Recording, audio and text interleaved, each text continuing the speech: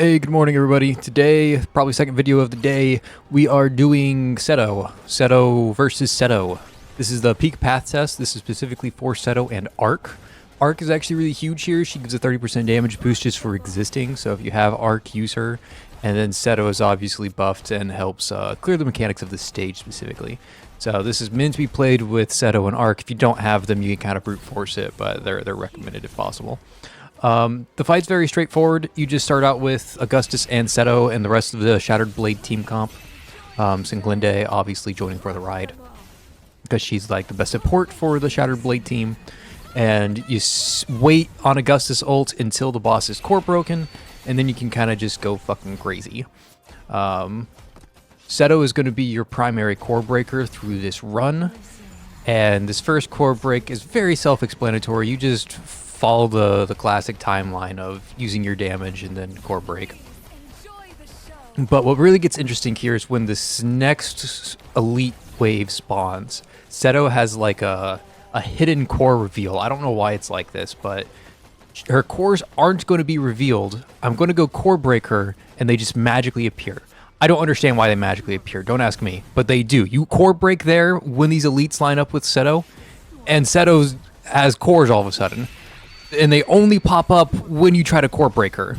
I don't understand it. Legitimately, I could not tell you why. But if you try to break that elite core when they overlap with Ceto, that is the best time to break Ceto from my testing.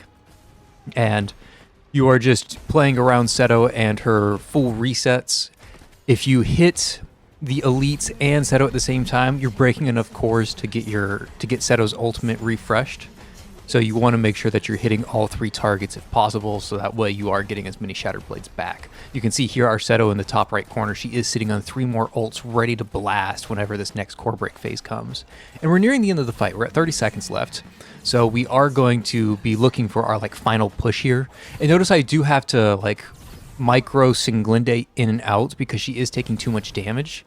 But that's fine as long as we rotate her as needed.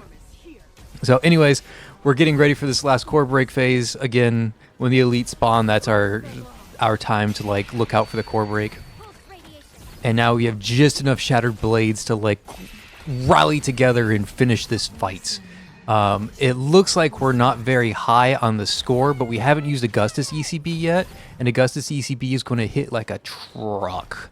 So here we go. We've got 15 seconds in the game to do as much as possible. I'm trying to get one more cast of Ceto just because it's more damage. And now Augustus is out of Shattered Blades, and we can go ahead and use her ECB. And that will surprisingly end the fight and have us reach max score. So that's how you do the peak path test. For some reason, Ceto can be core broken when the elites line up with her. I couldn't tell you why, but you Shattered Blade and do 10 million damage with level 70s. My Augustus is S5, but again, she's level 70, so your level 90 Augustus or whatever you have is probably going to achieve similar results. Anyways, here's the team composition.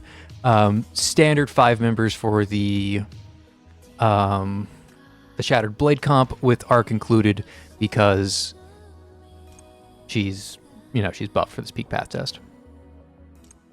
But yeah, that's the crew. Pretty standard. Oh, I did run Rift Palace on Singlinde so she could tank better.